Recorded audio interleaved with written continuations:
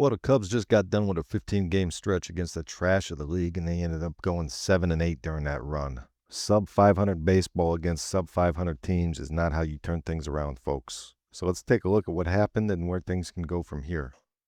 The good news is that the Cubs did actually win the last two series against the Giants and Rockies.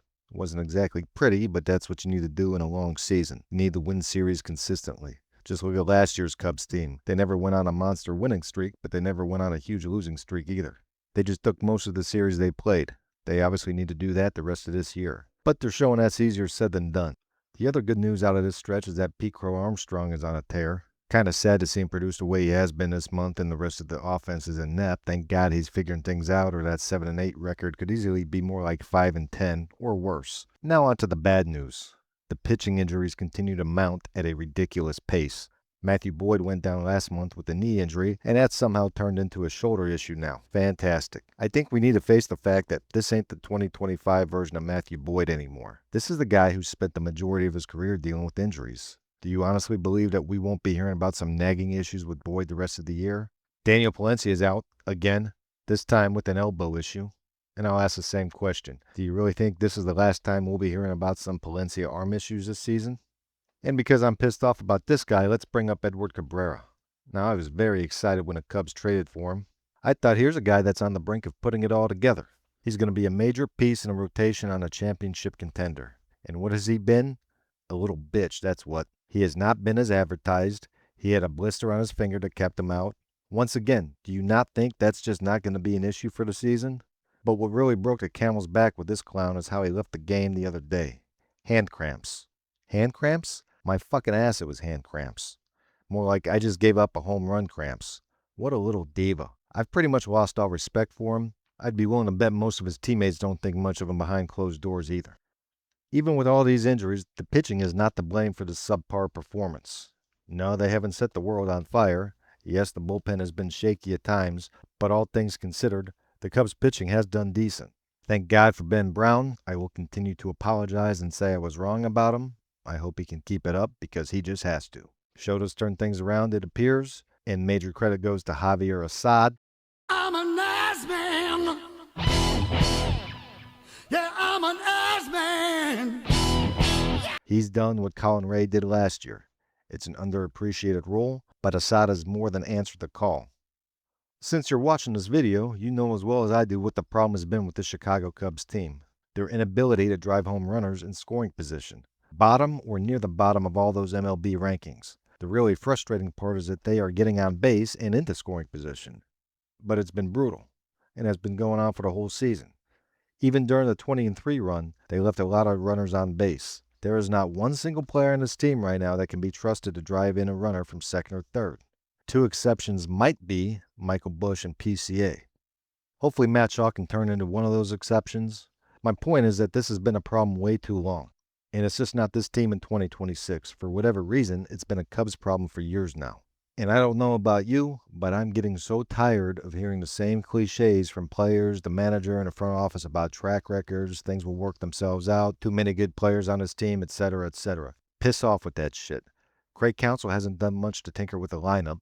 Him moving PCA to lead off has definitely paid off. But what else can be done? Ian Happ, Alex Bregman, Seiya Suzuki, they've all proven unreliable. So you can move them around, but who on this team can you trust to get the job done? Nico Hoerner's fallen off the face of the earth. Matt Shaw might be someone to put in the middle of the order just to see what he can do. Does Pedro Ramirez need more playing time? Sure he does. But I don't think he's a definitive answer right now to be a middle of the order bat. Carson Kelly hasn't shown much power this year, and I wouldn't trust Amaya in that spot. And of course, you're pinch hitting for Dansby Swanson late in games if anybody's on base. Collectively, this team needs to figure it out offensively. When things were going good, everybody was contributing in some way or another.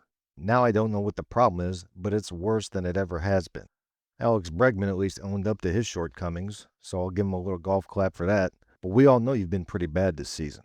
This guy signed with the Cubs, and supposedly the day after he wanted hitting charts, scouting reports, and all that stuff for the other Cubs players so he can work with them. What the fuck? They didn't sign you to be a coach, you smug little prick. Worry about yourself. You're one of the biggest problems on this team right now. Alright, so that rant is over. Now there's a few ways to look at the remainder of this season. Number one, this just ain't a very good team. I don't agree with that. As banged up as the pitching has been and as bad as the offense has been, this is still a team over 500.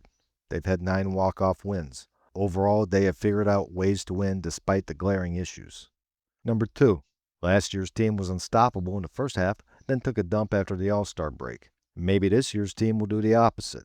They might just figure it out, the pitchers come back, stay healthy, and go on a tear in the second half.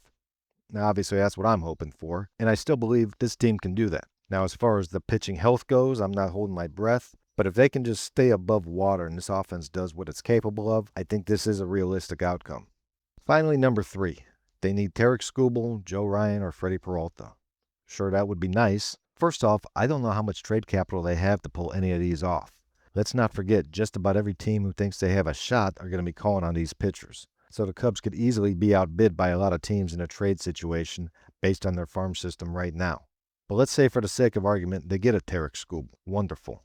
But what does that mean exactly? Because if this offense does not figure it out, Tarek Skubal doesn't guarantee a spot in the playoffs. Playoffs? Don't talk about it. Playoffs? You kidding me?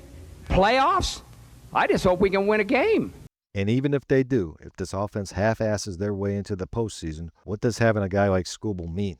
To me, it means that you'll lose a game he starts 2-1 instead of 6-1. Whoopee! Let the party begin! Any way you look at it, the frustrating thing is that we're not talking about a 10 games under 500 disastrous team right now. We're talking about a team that's still above 500 despite everything that's gone wrong. That's why this stretch is so maddening, because if the offense ever wakes up, this team can still be dangerous. The question is, how much longer can they afford to wait? So Cubs fans, what do you think? Can this team figure it out or not?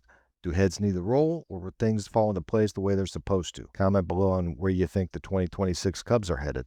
The Bears are who we thought they were. And that's why we took the damn field. Now, if you want to crown them, then crown their ass. And the Chicago Cubs win the World Series. Be gone!